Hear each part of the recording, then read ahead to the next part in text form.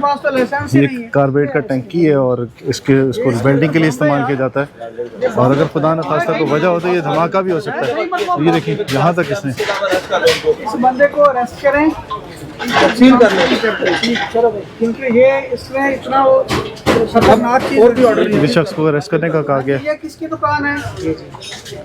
इनकी दुकान है बाबा जी की। रखा है, ये देखिए कहाँ तक भरा हुआ है ये कार्बोरेट का तो सिलेंडर, भी अरेस्ट ये करना टैंक पूरा। ठीक हो गया। ऐसा करो, बात सुनो, वो भी है, ये भी है, और ये 3 लोग हैं। 3 लोग ये देखिए यहाँ पर भी कार्बोरेट की टैंकी रखी हुई। ये बहुत ही ख़तरनाक होती है टैंकी और ये किसी भी वक्त किसी सानहे का बायस बन सकती है। इसी वजह से इसके खिलाफ एक्शन लिया जा रहा है। तो इसके साथ